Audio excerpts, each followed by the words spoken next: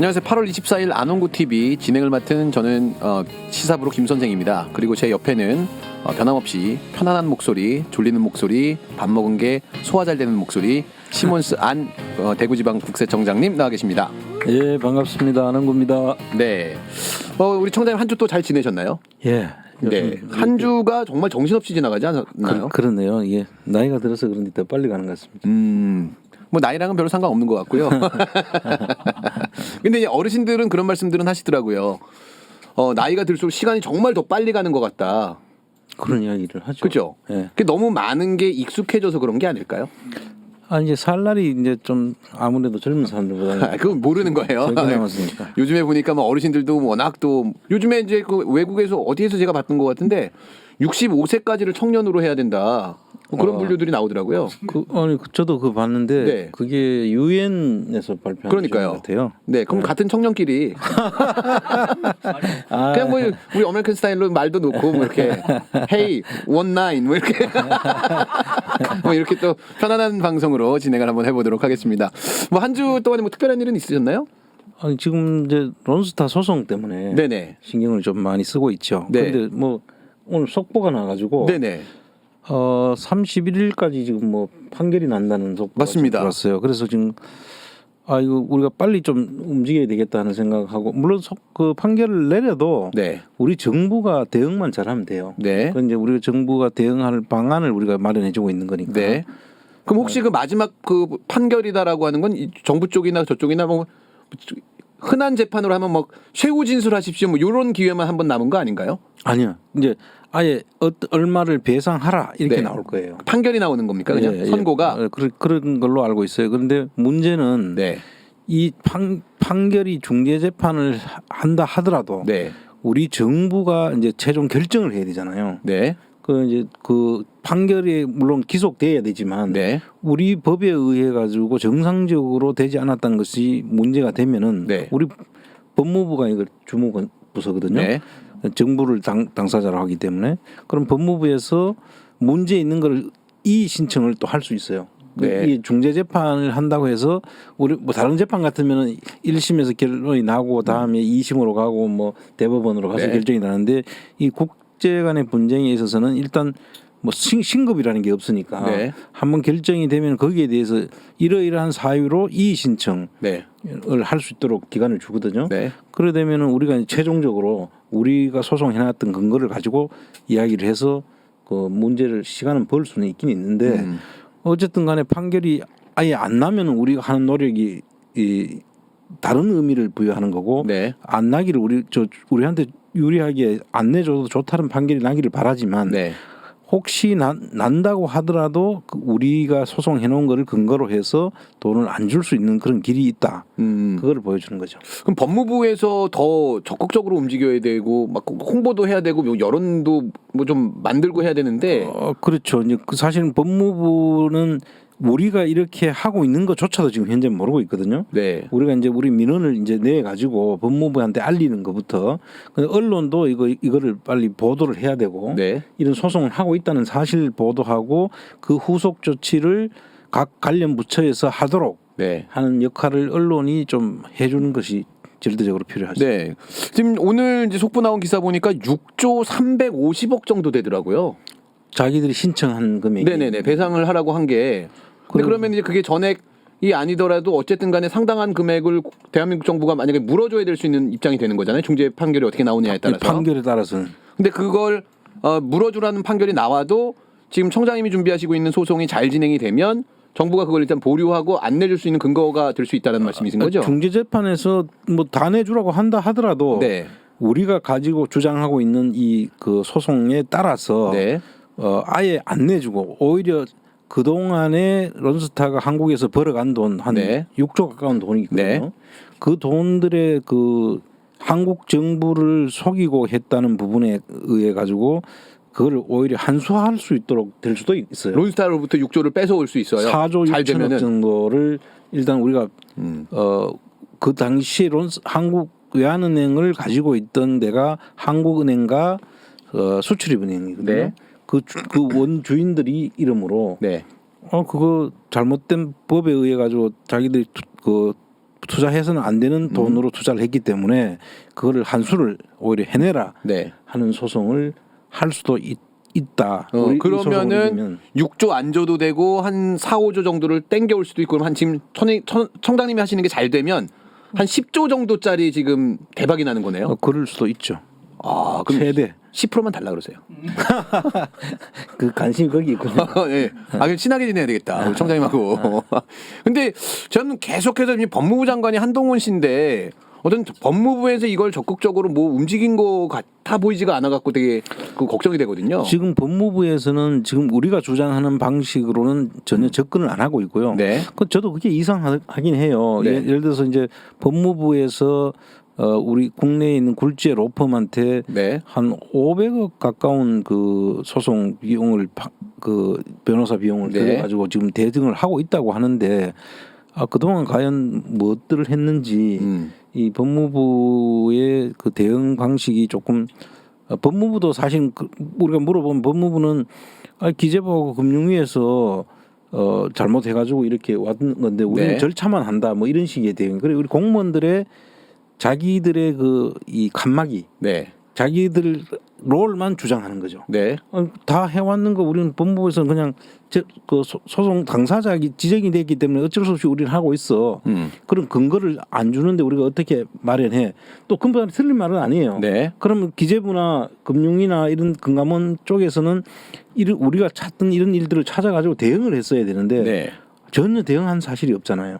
그래서 지금이라도 우리가 이렇게 제시하는 내용을 가지고 법무부가 그 논리에 따라서 해주기를 우리는 바라는 거죠. 그렇죠. 그래서 10조든 6조든 뭐 정말 약탈적 기업이잖아요. 그 론스타가 네. 걔네들이 가져가는 건 최대한 막을 수 있는 데까지 막아봐야 되는 게 맞는 것 같은데 저는 계속해서 신경이 쓰이는 게 김앤장하고 한동훈 씨하고의 어떤 특수관계로 연결되는 부분들이 그때는 그 김앤장을 론스타가 이제 선임을 해서 네. 했기 때문에 지금은 이제 그런 계약 관계는 끝났죠. 네. 그래서 아마 지금 이 소송에 대응해서는 다시 또 하려고 하면은 론스타가 김앤장을 또 사야 되겠죠. 네. 그렇지 않고는 지금 그 김앤장이 직접적인 관련은 없을 걸로 보고 지금 이제 이 소송의 그 실익이라는 게 우리가 이야기하고 있는 대로 이 론스타가 그 100%의 론스타 자금이 아니고 네. 다른 돈들이 섞여 가지고 이 외환은행을 샀다. 네. 그러면은 한벨기에 투자 협정에 의해서 우리를 속인 것이거든요. 우리 정부를. 네. 정부를. 네. 정부를 속인 것이기 때문에 속인 그런 투자는 우리나라 법에 의해서 보호를 받지 못합니다. 네. 그래서 우리가 보호해줄 그 정부에서 그런데 그걸로 돈도 벌어갔고 또 지금 우리가 더 받을 건데 덜 받았다고 하면서 지금 소송을 낸 거 아닙니까? 그렇죠. 그리고 이거는 정말 적반하장이죠. 네. 그래서 그거를 지금 저희들이 막고자 하는 거고 그 당시의 상황으로 보면은 지금 이걸 제가 소송을 준비하면서 보니까 네. 사실 론스타가 그 전에 이 부분들을 외환은행을 사기 전부터 한국에 있는 부실채권 또는 건물들을 사가지고 네. 돈을 엄청 벌어갔어요.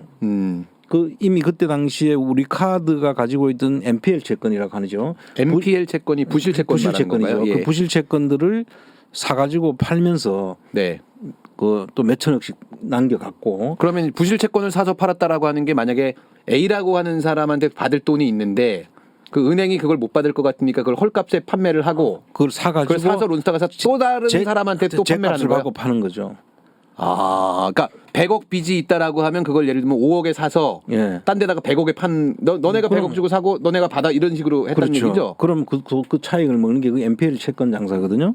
그런 걸로 이제 그 당시에는 이 우리나라가 외환 위기에 있었으니까 외국 자본이 들어와 가지고 투자한다고 하면 다 막 그게 혜택 주고 막 더 약탈해가는 줄도 모르고 막 그렇게 했어요. 네네. 그리고 그 당시에 이제 극동건설도 샀죠. 맞아요. 그다음에 맞아요. 예전에 나왔습니다.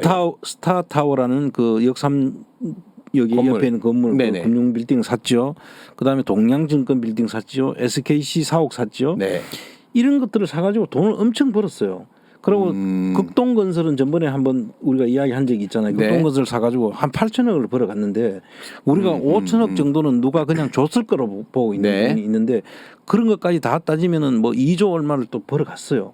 지금 말고 지금 이런 외환은행 외환은행 말고 말고. 다른 걸로 부동산 투기처럼 이제 가격이 바닥에 있었을 때 사서 다시 가격이 올라갔을 때 다 판매하는 그런 방식으로 그 가격 올라가고 그 사이에 회사에 안에 있던 부동산 이런 자산 매각하고 네. 알짜배기 팔아가지고 유상감자 통해가지고 배당 받아가고 네네네. 이런 식으로 해가지고 한 2조 이상을 가져간 거예요. 네. 그런데 또 외환은행에 이런 일을 벌려놓고 4조 얼마를 또 벌어갔어요. 네. 그럼 총 합하면 우리나라에서 6조 얼마를 벌어갔죠. 네. 그런데 그것도 내가 그때 더 받을 건데 못 받았다. 한국 정부 때문에. 그래서 한국 정부 보고 지금 6조를 더 내놔라고 지금 소송을 한 거란 말이에요. 아 진짜 화가 날라고. 근데 이거를 우리 진짜로. 국민들이 알아야 된다는 거예요. 그렇죠. 그 시간이 지나면 지금 이 소송도 한 10년 정도 된 걸로 제가 알고 있는데 이제 10년 정도 되다 보니까 사람들의 관심이 다 그냥 흐지부지 돼 버렸고 그 사이에 이제 다음 주에 이제 판결이 나고 제대로 대응을 못하면 만약에 이제 그 판결 나오는 금액이 어느 정도일지 모르겠지만 대응을 제대로 안 하면 그냥 물어줘야 되는 상황이 되는 거잖아요. 우리나라 세금으로 그러니까요. 물어줘야 되는 거예요. 이거는 정말 우리 국민들을 내 주머니에서 직접 나가는 건 아니지만 내 주머니에서 나가는 거하고 똑같은 거잖아요. 그러니까 세금을 탈세를 해야 안 되겠네요. 그럼 국가 재산을 팔아가라 네. 되잖아요. 아 진짜로. 근데 제가 또 궁금한 거. 그러니까 론스타다라고 해갖고 론스타가 이것도 하고 이것도 하고 이것도 하고 막 쭉 좀 열거하셨는데 실제 그 프로젝트마다 론스타가 간판으로 나왔지만 그 뒤에 실제 돈을 댄 사람들은 다를 수 있지 않나요? 다를 수 있죠. 그렇죠. 이제 우리가 그 돈을 댄 데가 론스타4라는 속에 정상적으로 들어가 있는 LP들이라고 하는 네네. 그 투자자들이 있어요. 네네. 그 사람들이 그 어쨌든 론스타라는 외피를 입고 들어가 투자를 해가지고 돈을 벌어갔다고 하면은 그거는 법에 의해 가지고 우리가 주는 게 맞죠. 어떤 식으로든 제대로 네. 벌어갔는데 지금 우리가 외환은행이 그런 방식으로 들어오지 않고 네. 론스타라는 외피를 입고 들어왔는 사람 말고 네.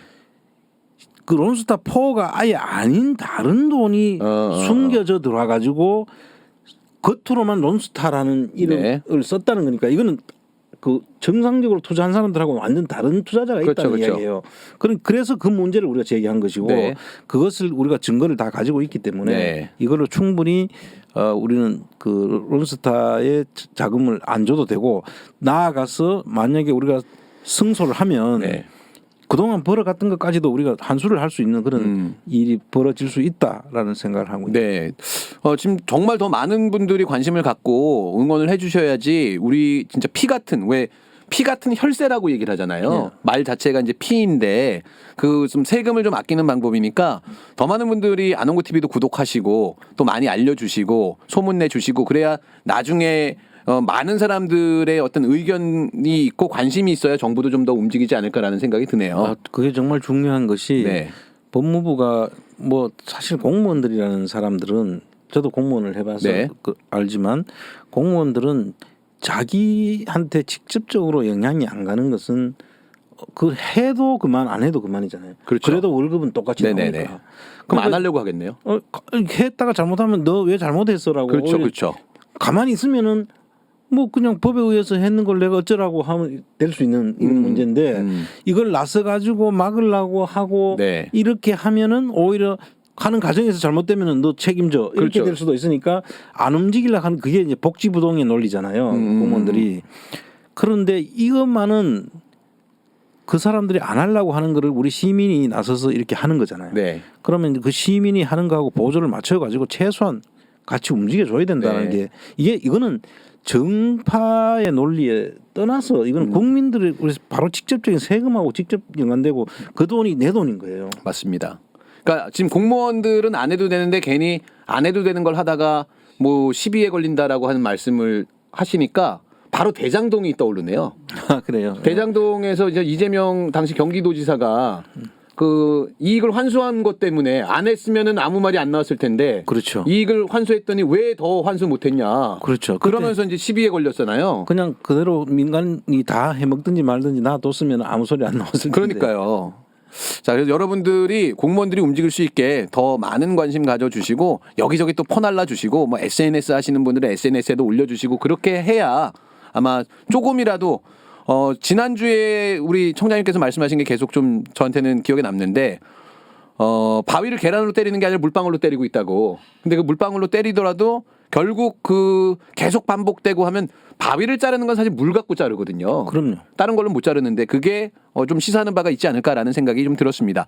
근데 이제 그 기재부 얘기가 나오고 해갖고 갑자기 또 좀 자연스럽게 이어지는 내용인데 최근에 이제 계속 논란이 되고 있었던 게 국유재산을 매각한다라고 하는 걸 기재부에서 발표를 했잖아요. 예. 지난주에도 얘기했었고.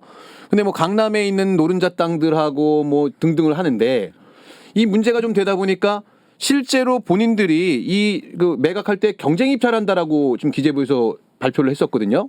원래 이제 국유재산을 매각을 하려고 하면은 네. 원칙이 국유재산 매각법에 의해서 공개 경쟁 입찰을 해야 되거든요. 그렇죠.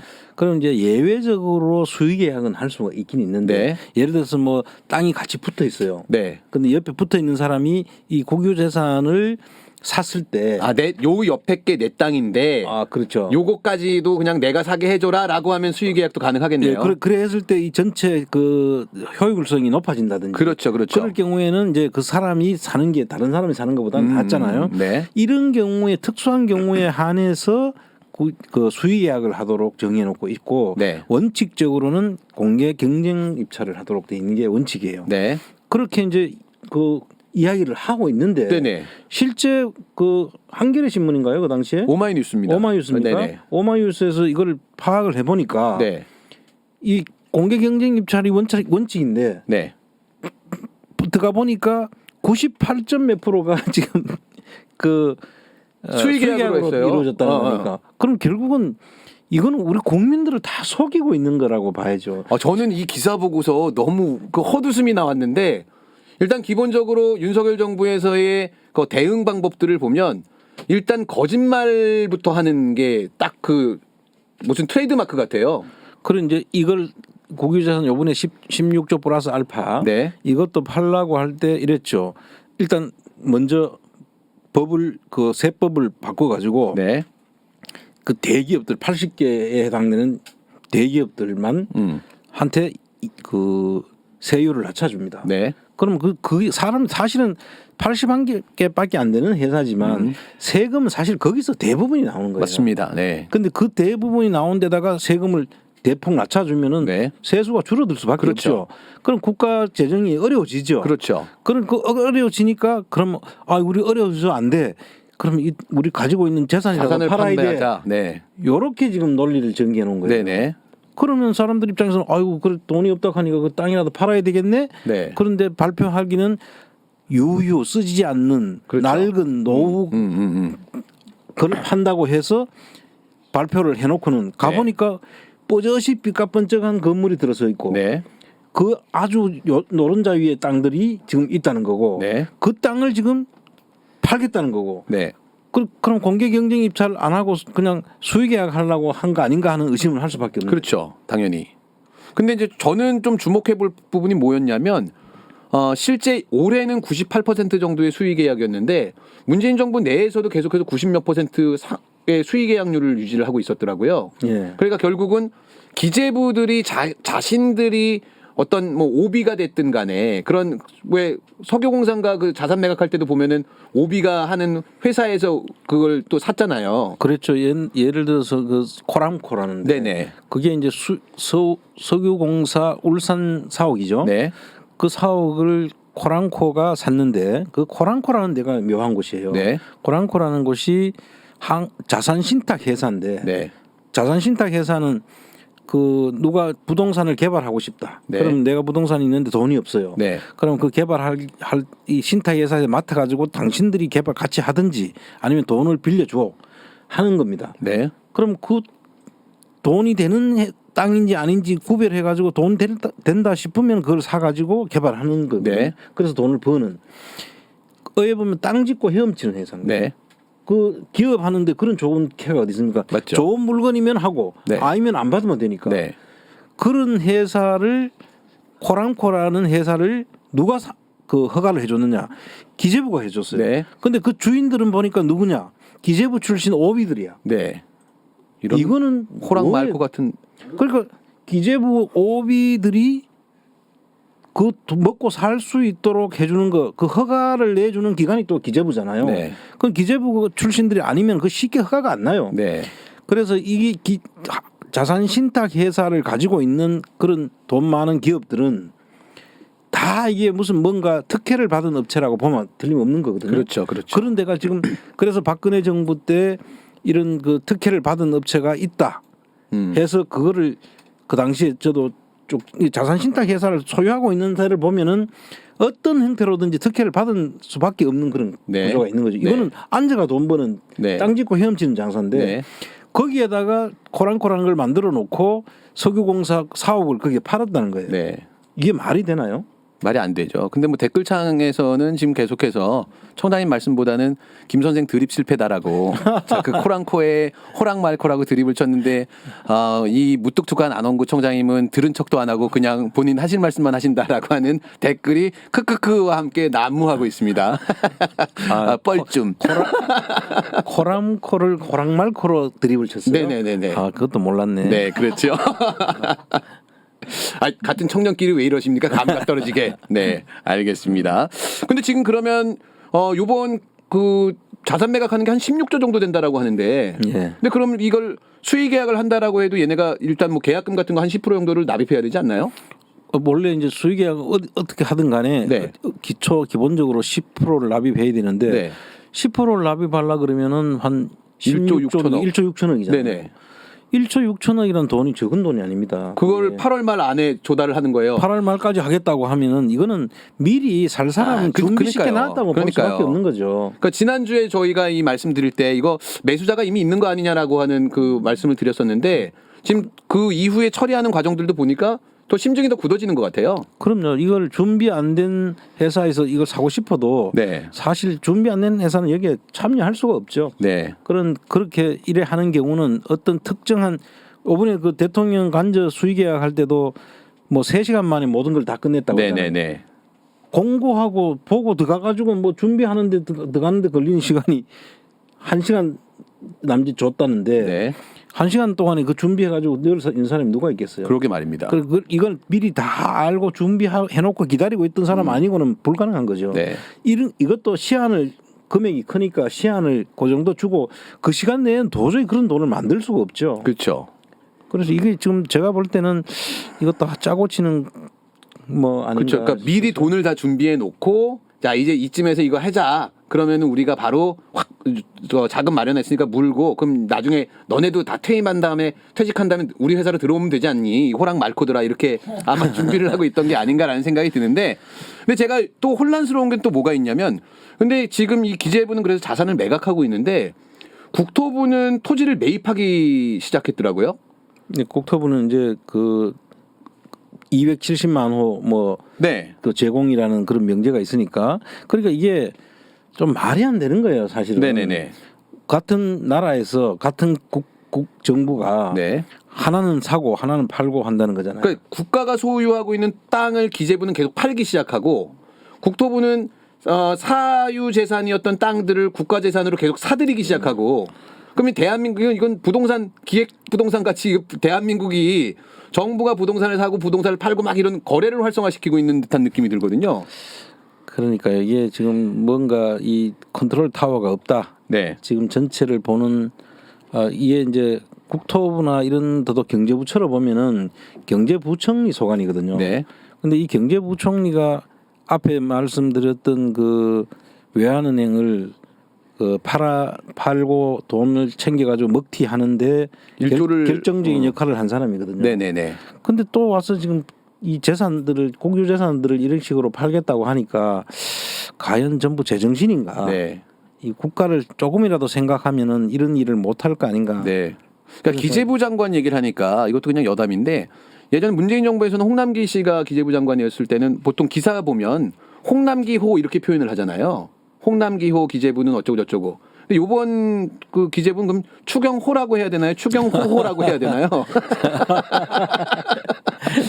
그러니까 지금 방금 전에 제가 성공이네요. 네. 드립은. 오늘 드립 오늘 컨디션 좋습니다. 빵빵 터지지 않습니까? 그러니까 지금 요 말씀 한번 이해가 되는지 한번 보십시오.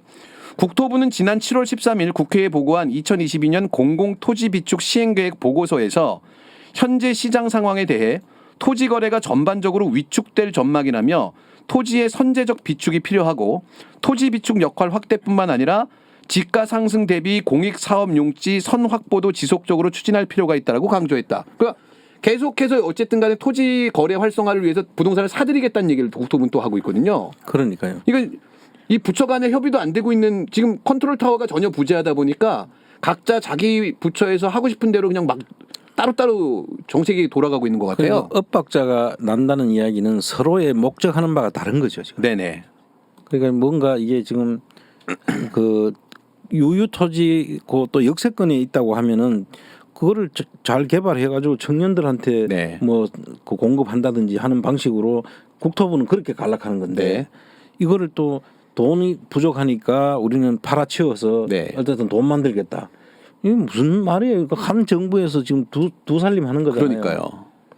아 정말 이게 누가 거짓말을 하는 건지 혹은 너무 다른 얘기들이 나오니까 또 이제 너무 다른 얘기 하니까 제가 또 빵 터졌던 기사가 하나 있어요.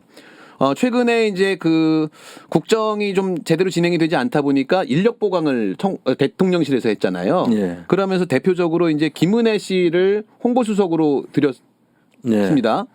근데 이제 김은혜 씨는 우리 시청자분들 잘 알고 계시겠지만 지난 그 경기도지사 선거에서 재산 축소 신고를 해서 선관위에 선관위가 고발 조치한 상황이잖아요. 그렇습니다. 그 지금 현재는 신분은 정확하게 따지면 선거법 위반 피의자 신분인 거죠. 그렇죠. 지금 이제 수사에 지금 고발이 돼서 수사에 들어갔는지는 모르겠는데 네. 아직 고발을 그 선관위에서 당연히 고발을 했을 거예요. 그 당시에 네네. 재산 축소도 그 전 금액이 아니죠. 16억 정도 되는 금액이 그래 알고 있는데 그래서 그때 투표할 때 경기도에는 투표장마다 그 김은혜 씨가 재산 축소했다는 사실을 공고를 했어요. 네. 그런데 이번에 그거 말씀하시는 거죠? 그 운영위에서 이제 질문했는데 네. 그 강민정 의원이 질문했더라고요. 맞습니다. 예. 질문을 하는데 저도 그거 보고 너무 빵 터졌는데 이 정부는 정부가 아닌 거예요. 네. 김은혜 본인은 그런 사실을 자기는 몰랐대. 그 고발당한 거를. 고발당한 사실을. 아니 예. 자기는 투표장에 안 들어갔나요? 자기도 투표하러 갔을 거 아닙니까? 네. 근데 투표장 자기는 서울에서 투표했나?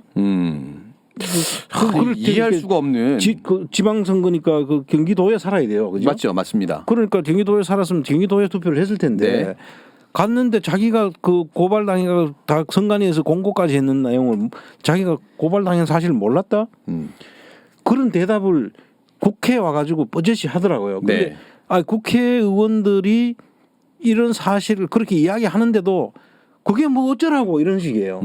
이건 그러니까 우리 국민들을 완전히 무시하는 태도거든. 그 애들이 엄마한테 혼날 때 그런 거 많이 하거든요. 야, 너 이거 왜 그랬어? 제가요? 제가요? 제가 했다고요? 뭐 이런 거잖아요. 지금 강민정 의원이 뭐라고 물어봤냐면 지난 지방선거에서 재산 축소 신고로 선관위로부터 고발당했느냐라고 물어보니까 김수석이요. 선관위 고발 사실은 제가 알고 있지 않습니다. 그러니까. 이 말 화법도 거의 막 유체이탈 화법이잖아요. 제3자처럼. 그러니까 제가 알고 있지 않습니다. 네. 그럼 누가 알아? 국민 여러분들이 알고 계십니다. 근데 더 문제는 어쨌든 그러면 이제 선거법 위반으로 피의자 신분인 김은혜가 인사 라인을 거쳐서 선임이 되는 거잖아요. 그럼요. 그럼 인사 라인에 그 가장 뭐 큰 책임을 지고 있는 거는 비서실장이죠. 그렇죠. 그럼 비서실장은 이 사실을 알고 있어야 되죠. 그 비서실장은 당연히 수석을 뽑는데 네. 그 수석에 대한 검증이라는 걸 하잖아요. 네. 그 수석이 아니라도 행정관들도 다 청와대에 들어가려면 다 검증을 하는데 하물며 이제 수석인데 네. 비서실장 바로 밑이잖아요. 네. 그럼 수석을 뽑는데 그 수석을 뽑는 과정에서 그게 무슨 말이에요? 이렇게 다 대답을 하잖아요. 네. 그런 일이 있었어요? 이런 누가요? 완전 누가 이렇게 정확하게 워딩은 그러니까 선관위 고발대에서 지금 선거법 위반 저거 조사받고 있지 않냐라고 하니까 비서실장이 누가요?라고 질문에 대답을 반문으로 했다고 합니다. 그러니까 이게 진짜 이게 나라냐라는 이게 청와대 비서실장하고 수석이 이런 정도라면은 네. 이거는 정부가 아닌 거예요. 이거는 이미 이거는 끝난 거예요. 맞습니다. 이 정도로 근데 그거를 그렇게 자기들이 몰랐다고 제가 만약에 비서실장이다. 그런데 그런 질문을 받았어요. 그래서 설마 네. 내가 모르고 있었어. 네. 그러면 일단 그게 문제가 있는 건 틀림없잖아요. 네. 그 듣는 순간부터 그러면은 제가 그 뭐 파악을 못했다든지 아니면 그런 일이 있었어요. 이런 질문 대답은 안 하죠. 그렇죠. 상당히 먼저 이게 심각한 상승이 있구나라고 네. 생각하고 어떻게든 그 질문하는 국회의원들을 잘 설득을 해서 이게 못 챙겨봤으니까 그 부분에 대해서는 우리가 한 번 더 지적해 주신 거 잘 받아들여서 네. 챙겨보겠습니다. 이렇게 이야기하는 것이 그게 아주 정상적이고 상식적인 이야기거든요. 네. 그런데 난 그게 그래서 어쩌라고 나는 몰랐어. 이런 태도로 비서실장을 하고 있다는 거야. 네. 그리고 그 수석은 본인 자신의 일도 완전히 제3자의 합법으로 이야기하는 거. 이거는 청와대가 아니라 이거는 정말 뭐라고 해야 될까요? 시정에 있는 그냥 그 잡상인들도 이런 거 네. 아니에요. 혹시 밀정 아닐까요? 민주당을 도와주려고 하는. 오늘 또 이제 운영에서 있었던 게 질문을 받았어요. 김대기 비서실장이 이명박 정부하고 윤석열 정부의 차이점이 뭡니까? 라는 질문에 보통 정상적이다라고 하면 이거 다루고 뭐 이렇게 해야 될 거잖아요. 이렇게 대답을 했답니다. 바로 대로 그러니까 본인도 차이점이 뭔지를 모르고 있는 거예요. 얘기를 못 하는 거지. 사실 그 김대기 비서실장은 이제 제가 한방에서 같이 근무를 했었어요. 노무현 정부에 네. 청와대 정책실에서 같이 근무를 하면서 내가 잘 압니다. 네. 그 본인의 사람은 심성이나 심정은 참 그 사람은 좋은 분인데 네. 비서실장 가면은 그 정부의 사람이 돼 가지고 똑같아지는 것 같아. 저렇게까지는 아니거든요, 사람이. 네네. 근데 어떻게 지금 보면은 내가 알던 그 사람이 아닌 거야 지금. 근데 워낙 또 시간이 오래 지났죠. 한 20년 거의 가깝게 전 이야기잖아요. 뭐 그렇긴 하지만 네네. 뭐 사람이 바뀔 수는 없잖아요. 그러니까 그렇게까지 뭐 완전히 뭐 지금 보면은 정신이 나간 사람 같지 않고선 도저히 그 대답을 할 수가 없죠. 그러니까요. 공무원 그것도 비서실장이면은요. 청와대 사실상 비서실장이라는 자리는 총리보다도 더 높은 중요한 자리죠. 자리예요. 사실 일을 하는 역할로 역할을 따지면요. 보면. 네. 그럼 대통령이 못하면은 그 대통령이 잘할 수 있도록 모든 보좌를 해야 되는 자리이기 때문에 네. 제가 있을 때 그 비서실장들은 상당히 진짜 중요한 네네. 역할들을 했었거든요. 심지어 박근혜 때도 비서실장이 짱이었죠. 그 그럼요. 권한으로는 김기춘이었었으니까. 그 이제 대통령이 좀 모질하면 모질할수록 그럼요. 더 비서실장은 중요하죠. 더 정확하게 더 중심을 잡고 중요해지는 있어야 거예요, 되죠. 사실은. 그럼 지금은 진짜 중요하겠네요. 그런데 지금 똑같잖아요. 네, 맞습니다. 같은 모질이들이야. 전부. 네, 그러니까요. 저는 이제 요거는 오늘 다루고 싶어갖고 어제 방송하신 걸로 알고 있는데 또 이제 좀 제가 준비를 해봤는데 최근에 뭐 뜬금없이 민방위복을 교체한다고 뭐 난리를 치고 있어요. 그러니까요. 근데 아니 교체를 했더라고 이미. 네, 두 가지 시안을 놓고서 둘 다 입고 뭐 노란색도 입고 현장에서는 입고 막 그렇다는데 저는 그걸 처음에 딱 들었을 때 또 누구 헤쳐먹겠구나. 갑자기 멀쩡한 옷을 전 공무원이 이게 선정되면 전 공무원이 옷을 다 바꿔야 되잖아요. 윤석열 정부에서는 충분히 우리가 항상 경각심을 가지고 봐야 되는 그런 요소가 네, 무슨 변화가 있었다. 이건 누구가 헤쳐먹을 것인가. 네네. 이걸 먼저 생각하는 게 우선 그 상식이죠. 네네. 제가 오늘 영화 포스터 패러디를 하나 봤는데 최근에 이제 굉장히 좀 인기 많은 호불호가 보면 극명히 갈라지긴 합니다만 헤어질 결심이라는 영화가 있어요. 예. 근데 그거를 해먹을 결심이라고 그래갖고 윤석열과 김건희의 얼굴을 그 포스터에다가 합성을 한 해먹을 결심이라는 포스터를 봤는데 어쨌든 간에 무슨 사안이 조금만 이해가 안 된다 그러면 또 뭘 해먹으려고 하나라는 이제 의심부터 하게 되더라고요.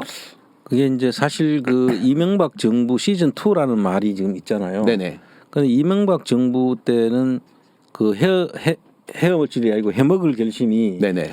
인수위부터 시작됐다고 제가 네네, 말씀드렸죠. 맞습니다. 예. 그 인수위 때 그 2007년 12월 달에 선거가 있었고 예, 지금 말씀드리는 중간에 우리 또 피디님들이 해먹을 결심을 띄워주셨는데 채팅창에 또 빵빵 터지네요 오늘 아주 그냥. 네. 저 윤석열 저 핸섬한 거 보십시오. 김건희하고 저 서로 틀어져가지고 누가 더 해먹을까 해가지고. 네. 그러니까 다시 인수위 얘기로 가서 이명박 때는 인수위 때부터 그러니까 이제 작정하고 덤벼든 거죠. 그래서 그때 당시에 이제 그 KIC라는 곳을 통해 가지고 네. 우리가 두 가지 일을 했었어요. 네. 이제 제가 전에는 그 메릴린치만 이야기를 했는데 당시에 리만 브라더스라고 그 IB 그 은행이죠. 네. 그다음 메릴린치하고 리만이 그때 그 유명한 미국에 있는 그 투자 회사인데 네. 투자은행인데 그 리만을 우리가 살라고 했다고요. 근데 그게 리먼 사태로 해갖고 나중에 크게 문제됐던 데 아닌가요? 그 리먼이 완전 부도가 나가지고 그러니까요. 미국의 프라임 모기지 사태가 서브프라임 네네네네. 모기지 사태가 난 게 리만 사태예요. 그렇죠, 그렇죠. 그래서 리만은 완전히 부도가 났잖아요. 네. 만약에 그때 우리가 리만을 샀었다. 그럼 국가 부도가 될 수도 있겠네. 우리나라는 진짜 그 리만 부도를 전부 다 우리나라가 다 끌어안아야 끌어안아야 되니까. 되는 상황이에요. 와. 그거는 정말 천우신조로 네. 우리가 안 샀던 거예요. 다행이네. 그래서 진짜. 리만은 안 샀는데 네. 메릴린치에다가 또 2조 5천억을 몰빵을 해가 1조 8천억을 날려 먹었죠. 그 이명박한테 한 9천억 갔겠네요. 뭐 그렇게 반띵 우리 각하는 무조건 모든 거에 반띵 철학이 들어가 있으니까 1조 8천억이 날라갔다 그러면 한 9천억은 각하가 갖고 갔다. 단정은 할 수 없지만 상당한 그 개연성이 있어 보인다. 그때 당시에 예. 그 당시에 그 문제를 또 그 당시에 국힘 계열인 그 국힘 계열의 당에서 네. 그걸 문제 제기해가 국회 자료가 지금 남아 있어요. 그런데 그 뒤에도 아무런 조사도 안 하고 끝나버렸지. 지금 이해할 수가 없습니다. 그 부분도 진짜 다 조사를 하고 했어야 되는데 자꾸 세월은 가고 그냥 네. 묻혀버리는 게 안타깝게 짝이 없습니다. 다시 이제 민방위복으로 돌아가서 근데 이제 논란이 좀 되고 있는 게 그 민방위복 색깔을 가지고서 사람들이 막 이런저런 얘기들을 많이 하더라고요. 근데 제가 처음에 받았을 때 느낌은 그 검찰 로고에 있는 색깔하고 그 옷하고 색깔이 똑같더라고요. 저는. 아 그래요? 네, 그래서 마치 이 대한민국을 검찰이 장악했다라고 하는 시그널을 주는 것처럼 옷 색깔이 검찰 그 마크에 보면 이렇게 짝대기 이렇게 내려가 있는 거 있잖아요. 예, 색깔이 약간 색깔이 그 색깔하고 옷 색깔이 저는 되게 흡사해 보여서 색깔에 또 집중을 하셨구나. 네네 예. 마치 무슨 이렇게 뭐 전리품처럼 이 국가를 우리가 접수했다라고 하는 그런 메시지처럼 좀 읽히는 경향이 좀 있었어요. 지금 이제 화면에 보시면 녹색이 지금 저희가 크로마키를 이용해가지고 색깔이 좀 날라갔는데 그 검찰 마크의 맨 마지막 부분에 이제 있는 그 녹색이 실제 민방위복하고 굉장히 좀 흡사하게 이제 색깔이 보이더라고요. 검찰 전체적으로 다 섞어 놓으면 저 색깔 될 것 같은데요. 뭐 그럴 수도 있고요. 예. 네, 그래서 저는 이제 그런 문제 제기를 했었는데 또 일각에서는 이게 그 신천지 색깔이라고 얘기를 하더라고요. 신천지 서울 경기 지역이 이제 요한지파인데 예. 그 요한지파 색깔이 요 지금 민방위복 색깔하고 좀 되게 비슷하대요. 그 레위라 그러나요? 그 제사장 그 네네. 제외하면 11지파입니까? 네. 그 지파의 신천지 과천본부 이 옷을 이거는 이 넥타이 예전에 이제 그 넥타이를 그 과천본부에 있는 사람들이 지금 윤석열 정부의 민방위복이랑 굉장히 흡사한 그런 녹색 계열의 넥타이들을 메고 출근하고 뭐 이런 그 기사가 보니까 있더라고요.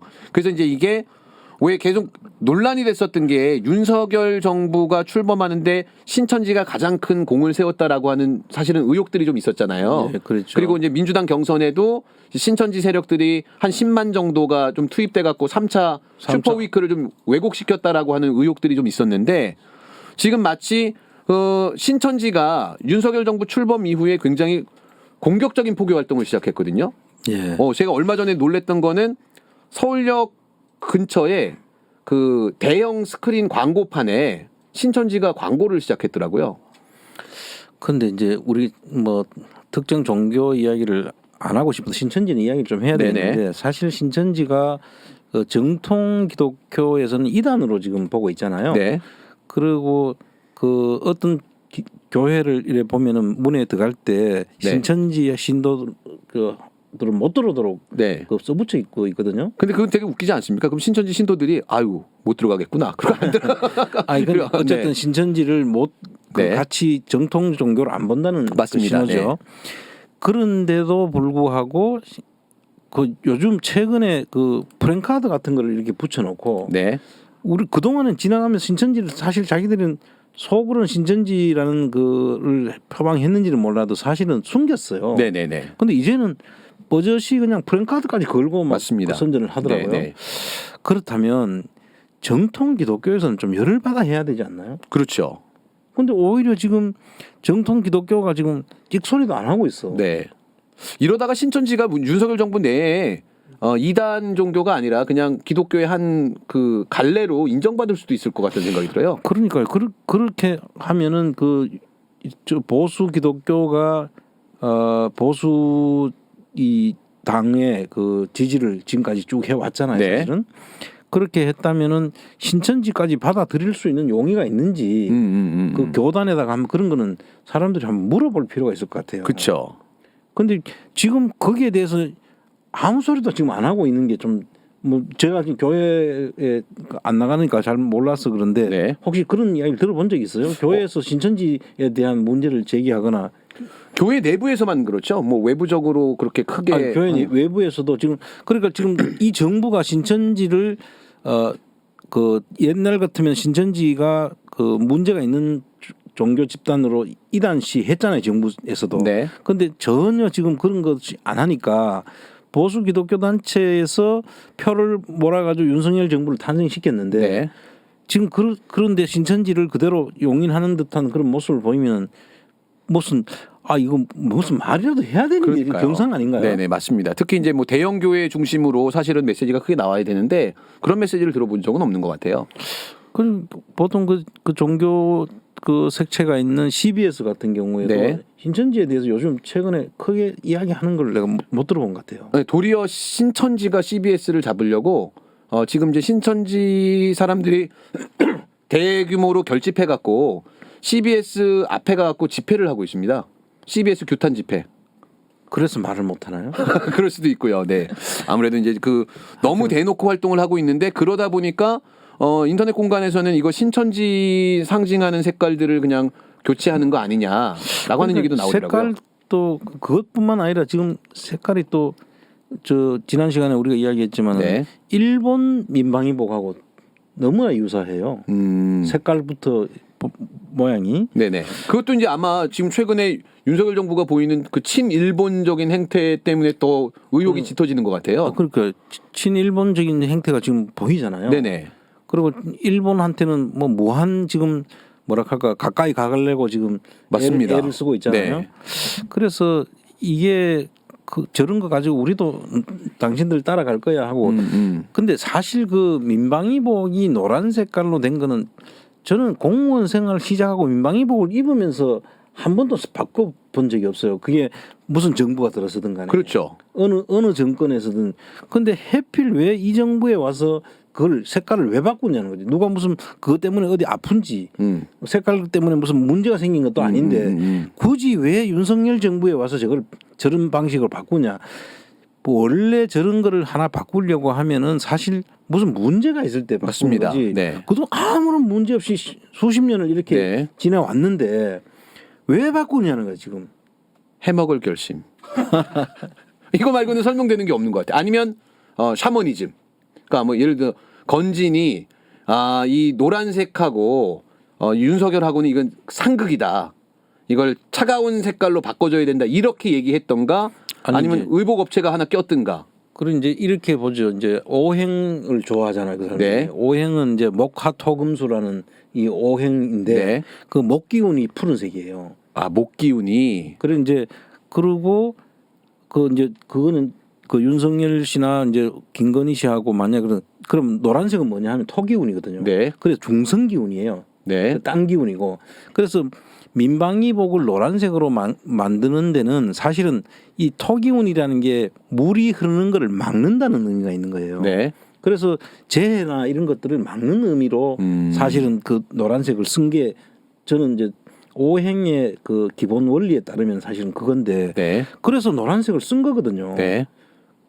이제 예를 들면 뭐 하기운은 이제 붉은 색깔이에요. 네. 흰색, 붉은색, 그다음에 검은색, 노란색, 파란색 이래 가지고 오행을 그렇게 나눕니다. 네. 그래서 수기운은 이제 검은색.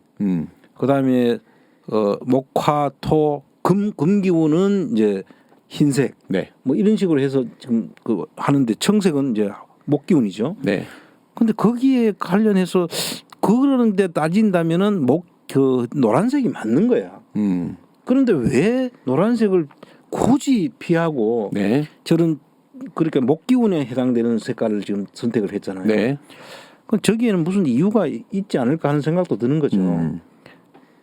그러니까 참 합리적이지 않은 결정들이기 때문에 이런 의혹들만 계속 난무하는 것 같아요. 그러면 이런 경우는 물론 뭐 이런 결정을 대통령이 직접 한다는 것도 웃기는 거고 예를 들어서 했다면 네. 만약에 행안부에서 했다. 네. 행안부에서 이런 방식으로 했다면 그럼 무슨 뭐 때문에 이걸 바꾼다는 이유가 있어야 될 거 아닙니까? 그렇죠. 예를 들면 지금 노란 색깔 천이 지금 부족해 가지고 네. 더 이상 이제 만들 수가 없어. 전 세계 노란색 그 원단을 끊어올 수가 없어. 노란 색깔 자체가 아예 안 돼. 네. 네. 그러니까 우리 할 수 없이 바꿔야 돼. 네. 이러다면 이유가 되죠. 그렇죠. 그런데 지금 노란색 천을 못 구하는 건 아닐 거 아니에요, 지금. 네. 그 정의당이 없어질 수도 있겠다. 그렇게 되면. 그건 좀 긍정적인 효과가 될 수 있을 텐데 노란색이 없어진다 그러면. 네. 그러니까 지금 설명을 안 해줘요. 그러니까 아무리 기사를 찾아봐도 어느 날 갑자기 윤석열이 녹색 점퍼를 입고 나타났다라는 기사로 시작하고 왜 이걸 바꾸는지에 대한 합리적인 설명이 전혀 없습니다 지금. 그래서 지금 안원구 TV에서 네. 이 분석을 해드리잖아요. 네. 뭐 오행의 가장 기본에 네. 그 이 재난을 막는다. 네. 민방위잖아요. 네. 막을 때 쓰는 색깔은 노란색이다. 네. 이 노란 색깔의 의미가 그런 데 있거든요. 네. 그런데 그거를 굳이 버리고 푸른 색깔로 하는 이유가 무슨 이유가 있느냐. 그거를 대답하라. 그렇죠. 대답하라. 네. 자, 알겠습니다. 저는 이권이라고 생각하는 게 점점 더 네. 명확하지 않을까라는 생각이 좀 저도 드는데 그 부분에 네. 상당히 동의가 됩니다. 네네. 오늘 이제 그 대통령실의 일정표를 보니까 다 뭐 일정이 또 비어 있더라고. 공식 이제 그 대통령실 홈페이지에. 근데 대통령의 일정이 김건희 씨 팬클럽에 공개가 됐어요. 어디를 간대요? 지금 대구 서문시장 간다는 것 같은데 그래갖고 그 관련된 분들이 많이 집결해 달라고 그 팬클럽에서. 그럼 청와대 홈페이지를 김건희 씨 팬클럽 홈페이지로 바꿔야 되겠네. 그렇죠. 그러니까 근데 지금 기사 보시는 것처럼 이게 이제 오전에 떴던 기사였는데 팬클럽에서 SNS에 게시를 하고 일로 모여라 해갖고 또 그 동시간 이 정보가 공개됐던 동시간에 대통령실 홈페이지를 봤더니 해당 날짜에 대통령 일정이 비어 있어요. 그러니까 이제 홍보 수석을 뽑아놨는데 홍보에 문제가 있다라고 하면서 결국은 김건희 여사 팬클럽을 이용해서 홍보하고 있다라는 결론을 내릴 수밖에 없거든요. 저는 그 홍보 문제도 홍보 문제지만 네. 이게 이제 우리나라 대통령이 둘이 아닌가. 네. 또 혹은 대통령 위에 또 다른 대통령이 있는 거 아닌가 하는 네네. 생각을 들게 하는데 이 김건희 씨가 지금 저렇게 팬클럽에 저렇게 버젓이 먼저 대통령 외부 일정을 올린다는 것은 이게 대통령보다 위에 있기 때문에 할 수 있는 일이죠. 네. 대통령 경우는 대통령 일정은 저거 보안사항이거든요. 그러니까요. 엄청난 보안사항입니다. 네. 어디로 이동한다라는 것 자체를 알리면 안 되는 거예요. 네.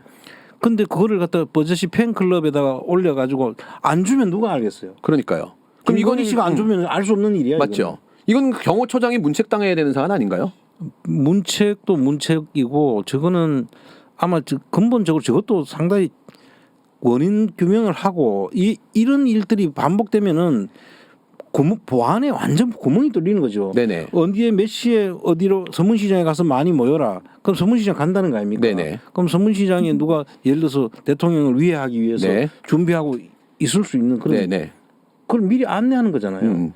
그렇죠. 이거는 있을 수 없는 일이죠. 그러니까 저는 이제 이 사안을 민주당에서 이렇게 이용했으면 좋겠는 게 김건희 씨를 문제 삼지 말고 경호처장이나 아니면 그 관련된 그 대통령실 직원들을 문책해야 된다라고 대통령에게 위해를 가할 수 있는 위험한 상황을 만들었기 때문에 관련된 직책에 있는 공무원들을 뭐 어쨌든 간에 문책해야 된다라고 계속 공격을 하면 그 대통령을 위한 거가 되잖아요, 포장은. 그리고 나중에 정말 문책을 하게 되면 그 내부에서 분란이 일어날 거라고 생각하거든요. 우리가 잘못한 게 없는데 그러면 어떤 내부 고발자들이 나올 수도 있는 그런 조건이 만들어지지 않을까. 근데 내부 고발자들 일어나는 거는 신경 안 쓸걸요.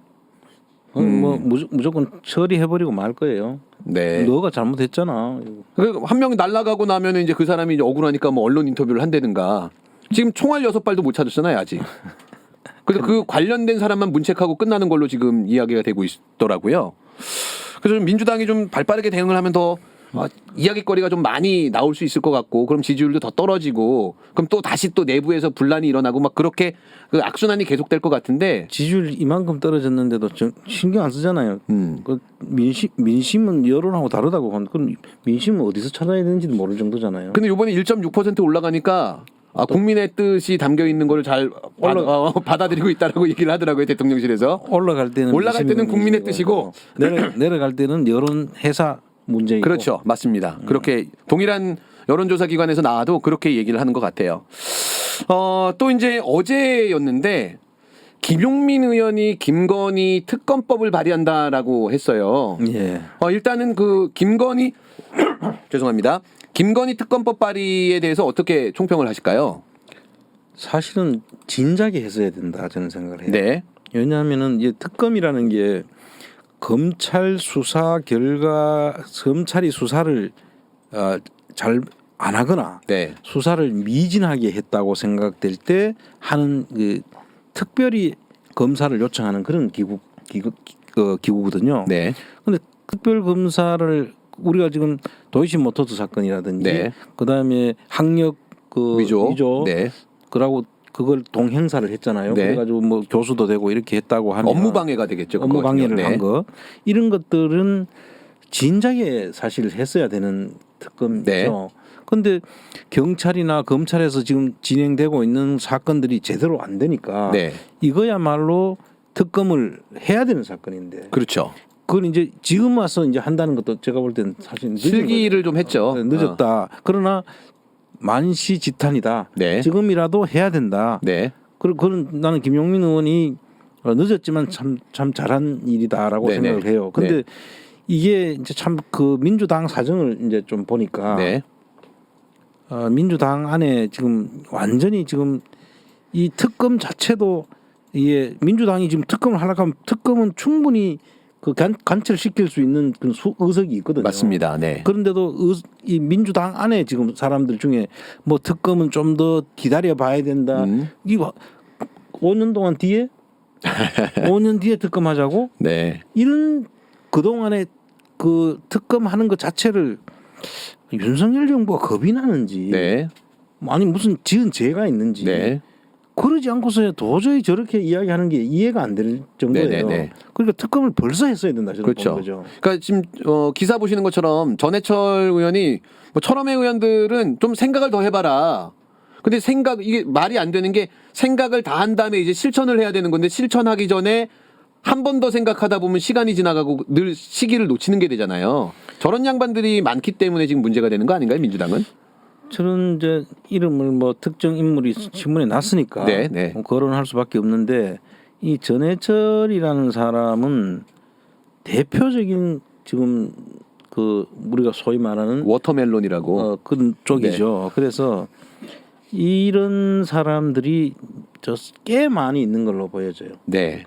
그러니까 과연 이 사람들이 민주당의 정신을 그대로 가지고 있느냐, 네. 또 민주당 지지자들을 대변하느냐, 정말 의문이에요. 네. 내가 볼 때는 민주당 의원이라고 하는 게 부끄러운 사람들이죠. 그렇죠.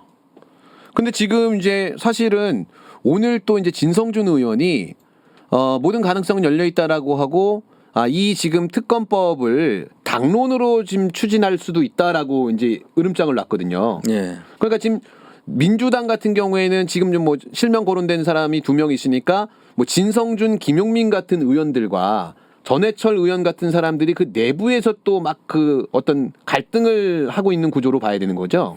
이제 그 갈등 대다수의 사람들은 네. 김용민 그 누구죠 진성준 같은 네. 분들이죠. 네. 그런데 지금 박용진 그 후보를 지지하는 네네. 20% 정도는 지금 저쪽에 가까운 사람들이라고 봐야 되니까 그렇죠. 한 8대 2 정도로 지금 된다고 봐야 되는데 네.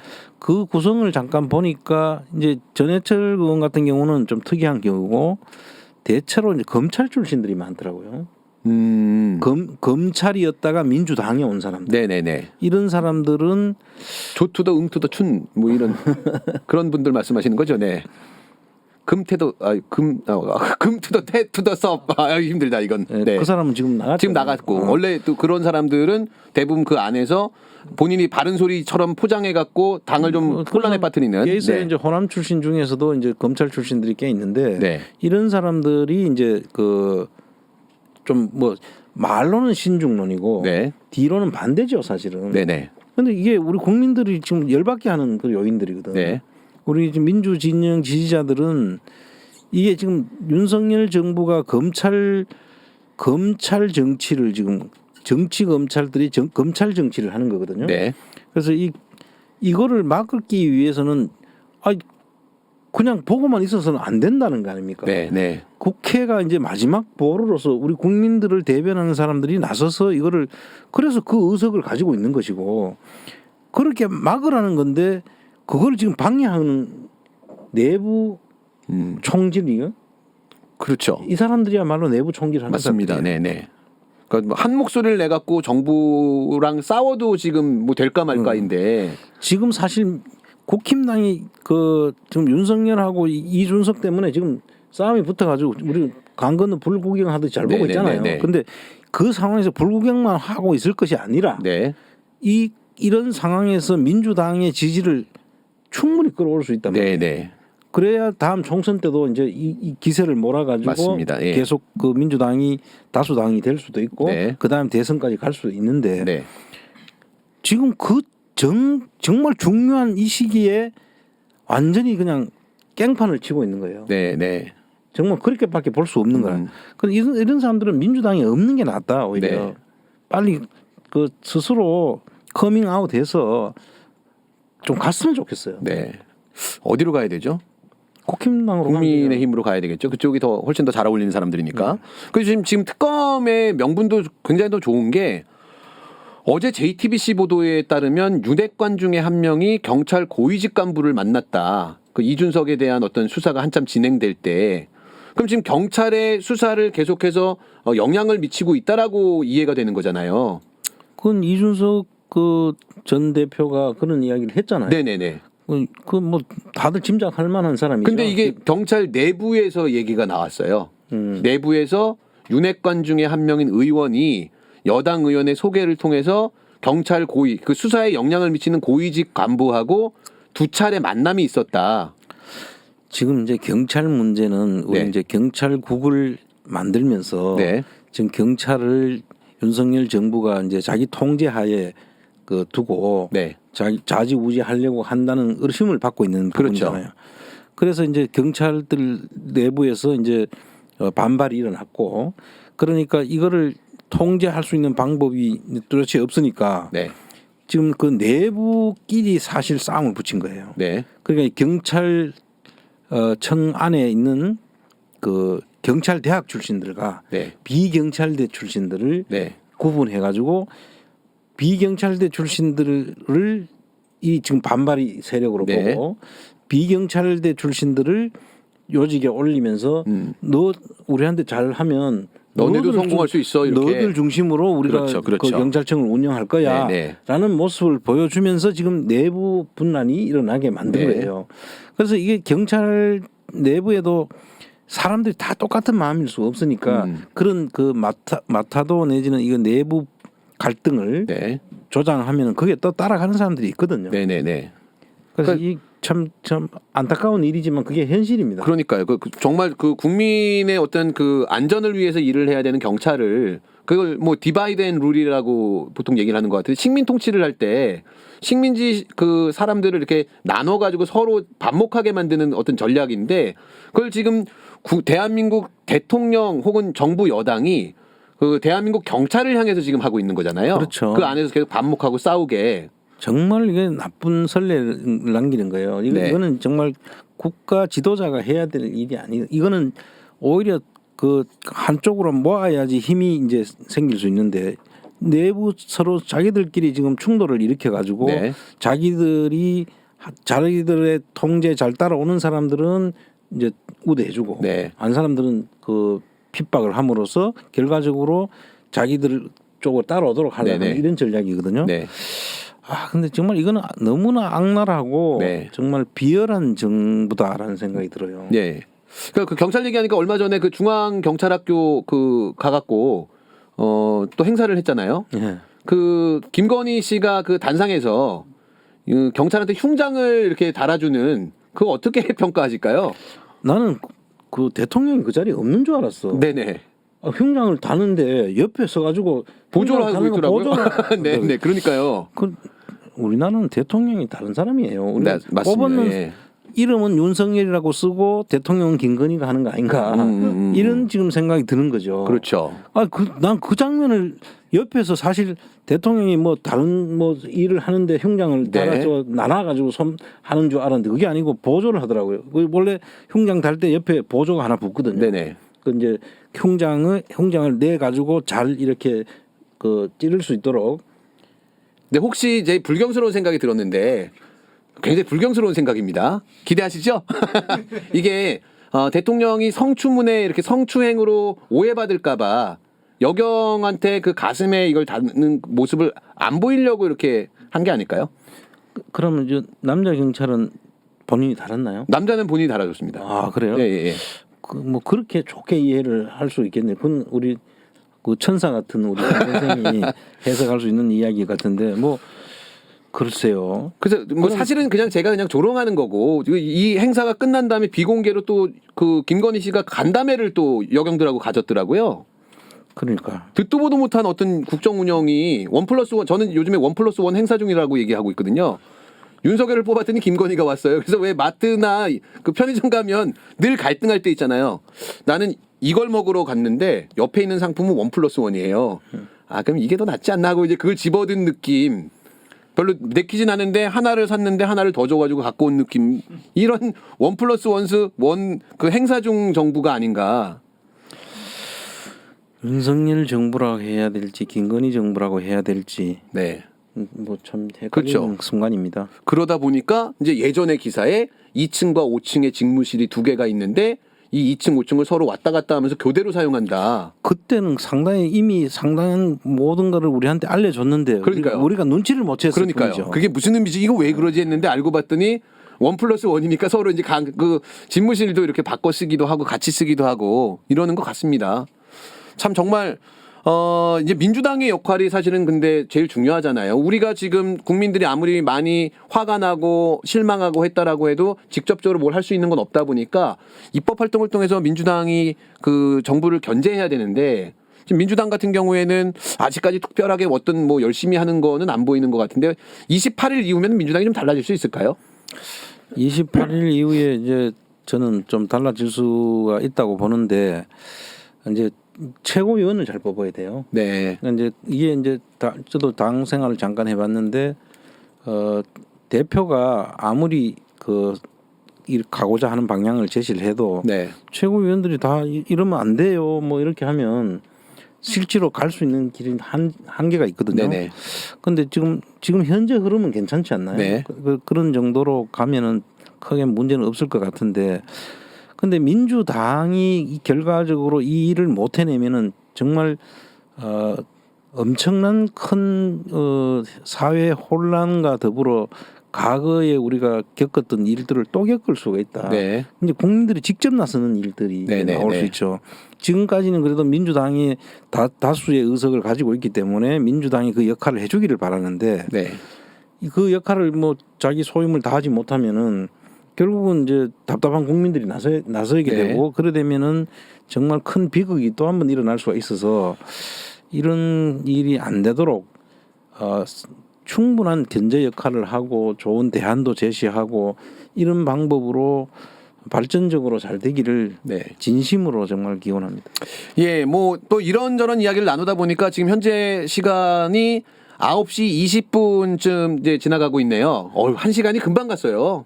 뭐 청남하고 이런저런 얘기하다 보니까 일주일 또 수요일 날 그 시사부로 김 선생 온다고 일주일 기다리셨는데 그래 말이에요. 또 일주일 또 기다리셔야 되겠네요. 안타깝습니다. 이제 저희 PD들이 저녁 못 먹었다고 밥 먹어야 된다고 지금 계속 메시지를 보내고 있거든요. 방송을 더 오래 끌고 싶고 더 보고 싶으시면 친구들을 한 명씩 데리고 오세요. 다음 주에. 그래갖고 오늘 지금 보니까 한 400분 정도 보고 계시는데 다음 주에는 800명을 만들어 주시면 한 30분 더 연장하는 거. 왜 노래방에 가서 추가 시간 주는 거 있잖아요. 그것처럼 30분 연장해달라고 제가 사인을 보낼 테니까 다음 주에 오실 때는 친구 한 명씩 데리고 오시면 지금 PD가 오케이 했습니다. 그래서 800명 들어오면 1시간 30분 방송으로 간다라는 말씀 드리도록 할게요. 자, 끝으로 인사 부탁드리겠습니다. 동의합니다.